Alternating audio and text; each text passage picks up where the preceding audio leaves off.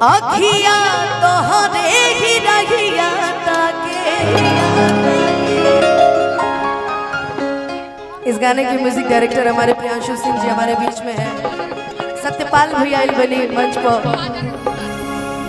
Prince Priyadarshi जी आइल बनी, धनु भैया आइल बनी, सभी के बहुत बहुत स्वागत अभिनंदन। कि अखिया तोहरे ही रहिया ताके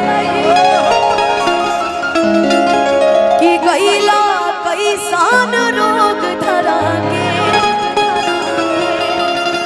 ई मिलन वाला धड़ पे छान दिल हमार लागे कहीं ना ओ साथी रे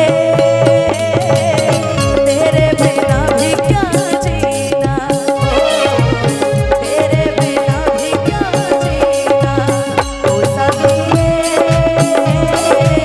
तेरे बिना भी क्या जीना, तेरे बिना भी क्या जीना।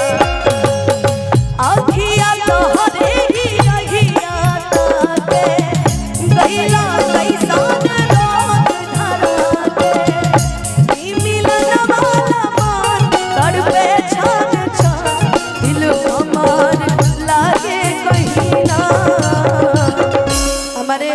प्रियांशु सिंह जी सबसे छोटी उम्र के म्यूजिक डायरेक्टर और सबसे लकी पर्सन सभी लोग के लिए।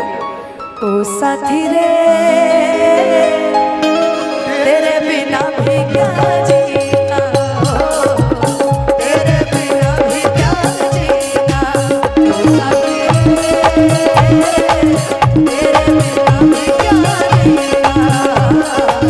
तेरे बिना भी क्या जीना, तेरे बिना भी क्या जीना।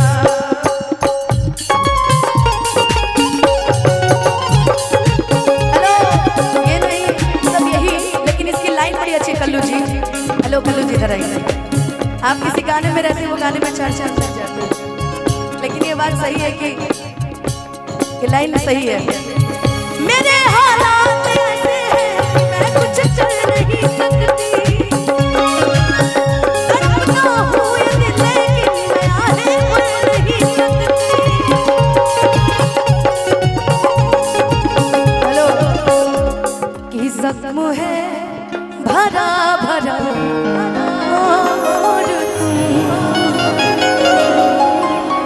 चोट खाने की बात करते हो, जिंदगी खपा खपा और दिल लगाने की बात करते हो।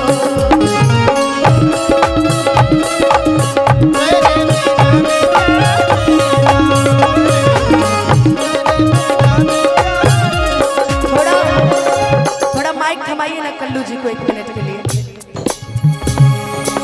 हेलो जिंदगी लागे जन्नत जैसन राहे लो जब पास हो, अखिए से जुड़ला जिया भरल पाए तना मिठास हो। इस गीत के राइटर मेरा पैराडाइज प्रोडक्शन प्रिंस प्रियदर्शी भी उपस्थित है मंच पे।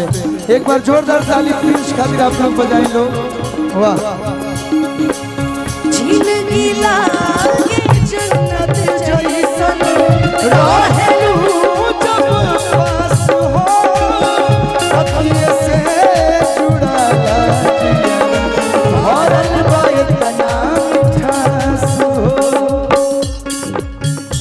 सपना हमके देखा आशिक अपन बना के हो गइल का कसूर काहे इतना तू दूर, बस इतने बता दा हसीना। एक गंगेश्वर बाबा अनुपमा जी के जल्दी बॉयफ्रेंड ना सीधे हस्बैंडे दे दो।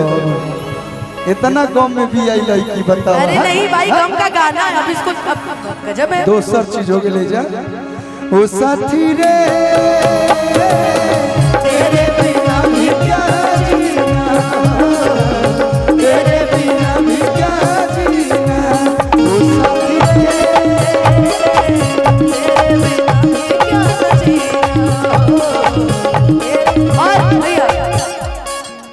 कहाँ बने? आंसू भैया अगर आप तक हमारा आवाज जाता तो ये गाना वही जैसे सुन लेगा। रुक जा भाई, ये हमारा अंतिम गीत बा, ओकरे बाद हम हो जाई बैठब तनी।